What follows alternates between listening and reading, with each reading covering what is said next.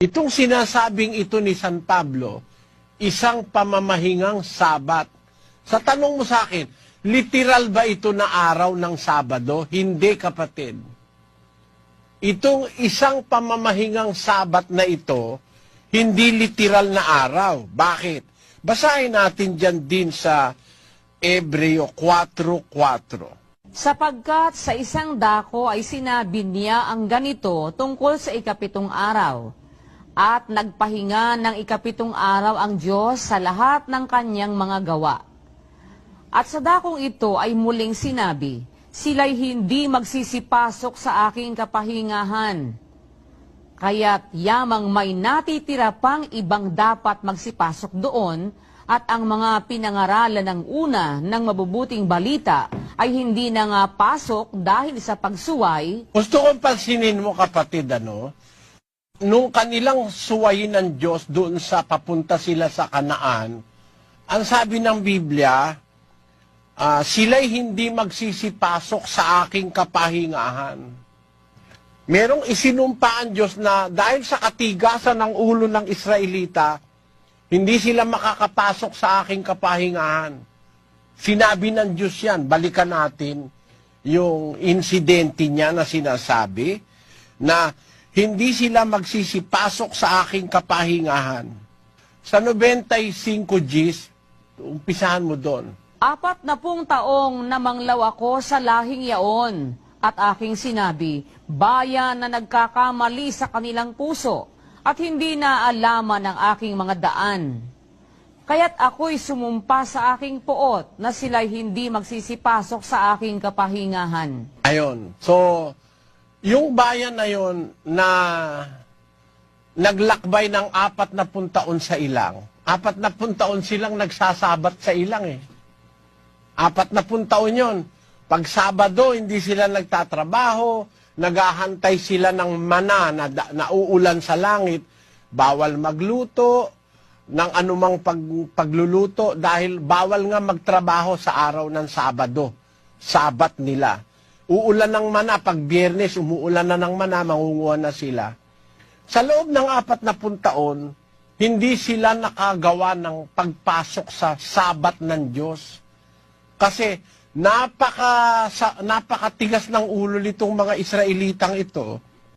Sabi ng Diyos, sumumpa ako sa aking puot, sila'y hindi magsisipasok sa aking kapahingahan. Kaya kahit na nagsasabat na sila ng ikapitong araw, hindi pala sila nakakapasok sa kapahingahan ng Diyos. Ngayon, ano sabi ni Pablo? Sa 4:6, sabi niya, umpisa mo sa 5 uli, Sis Luz. At sa dakong ito ay muling sinabi, sila'y hindi magsisipasok sa aking kapahingahan.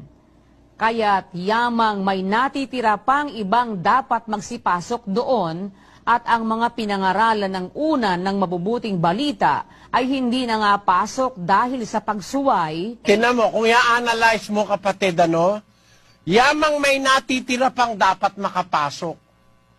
At yaong mga pinangaralan ng una ng mabuting balita, hindi nakapasok dahil sa pagsuway. Ang Israel pala hindi nakapasok sa Sabat ng Diyos Yung talagang Sabat, hindi nila napasok yon. Biro mo, 40 taon silang nangingili ng Sabado sa ilang, pero hindi pala sila nakapasok doon sa Sabat ng Diyos o sa kapahingahan ng Diyos. Pero, kung meron pa namang natitirang dapat makapasok, kasi mga hintil pa, kailangan makapasok doon sa kapahingahan, na hindi nakamta ng Israel, hindi nila napasok yung Sabat ng Diyos. Anong sabi ng versikulo 7, kapatid na Luz? Ay muling nagtangi siya ng isang araw. Dahil pala merong dapat makapasok, na hindi naman napasok ng Israel na nangili ng Sabado, 40 taon sila nangingilin sa ilang, hindi pala nila napasok yun dahil sa pagsuway.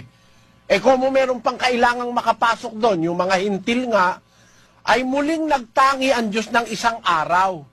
Isa lang isang araw lang kapatid Nagtangi ang Diyos ng isang araw. Anong araw yon? Tuloy mo, Sis Luz. Ngayon, pagkatapos ng ilang panahon na sinabi sa mga awit ni David, ayon sa sinabi na ng una, Ngayon, kung marinig ninyo ang kanyang tinig, huwag ninyong papagmatigasin ang inyong mga puso. Yun. Ito palang araw na itinangi ng Diyos, ito palang araw na ito'y may tinig. Na ang tawag dito sa araw na ito ngayon. Sabi, ay muling nagtangi siya ng isang araw. Ngayon, kung marinig niyo ang kanyang tinig, ayon sa sinasabi sinaawit ni David, huwag niyong papagmatigasin ang inyong puso. Bakit? Tuloyin mo sa 8. Sapagkat kung ibinigay sa kanila ni Josue ang kapahingahan, ay hindi na sana niya sasalitain pagkatapos ang ibang araw. Di pala talaga naibigay ang kapahingahan sa Israel Kasi kung ibinigay na sa kanila ni Josue ang kapahingahan, hindi na sana dapat salitain pa ang tungkol sa isang ibang araw. Pero pag sabi niya, may natitira pa ngang isang pamamahingang Sabat ukol sa bayan ng Diyos. Yun yung isang araw na itinangi niya na sinasabi dun sa awit ni David. Puntahan nga natin kung alin yung sinasabi sa awit ni David na isang araw. Kung yan literal na araw, kasi may tinig yan sabi ni San Pablo Basahin natin ang awit 118:20. Ito'y siyang pintuan ng Panginoon. Yan pala'y pintuan, papasukan ng matwid. Ito'y pintuan ng Panginoon, papasukan ng matwid. Tandaan mo kapatid, yung Israel hindi nakapasok sa kapahingahan ng Diyos. Hindi sila nakapasok dahil sa pagsuway. Meron pang kailangan pumasok.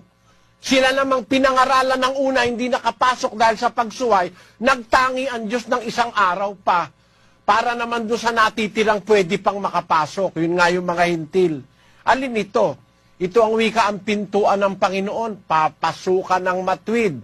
Sa 22. Ang bato na itinakwil ng nangagtayo ng bahay ay naging pangulo sa sulok. Yan pala rin pintuan na yan din yung bato na itinakwil ng nagtayo ng bahay na naging pangulo sa sulok.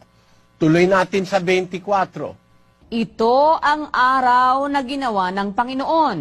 Tayo'y mga gagalak at ating katutuwaan. Kaya ito ang araw na ginawa ng Panginoon. Yan pala yung sinasabi ni Pablo na binabanggit sa awit ni David. Yan ang araw na ginawa ng Panginoon. This is the day that the Lord hath made. We will rejoice and be glad in it. Ito yung papasukan ng matwid. Araw na, kumbaga parang pinto na papasukan, ito si Kristo. Siya ang pamamahingang Sabat na ukol sa bayan ng Diyos sa Bagong Tipan. Ang katunayan, sa Mateo, ganito ang sinasabi sa 11. Magsiparito sa akin kayong lahat na nangapapagal at nangabibigat ang lubha, at kayo'y aking papagpapahingahin. Ayon. Ang si Kristo, ang Sabat o ang kapahingahang hindi napasok ng Israelita dahil sa kanilang pagsuway, dahil sa katigasan ng ulo, sa 40 taong nangingilin sila ng Sabado sa ilang, hindi nila nakilala yung Kristo.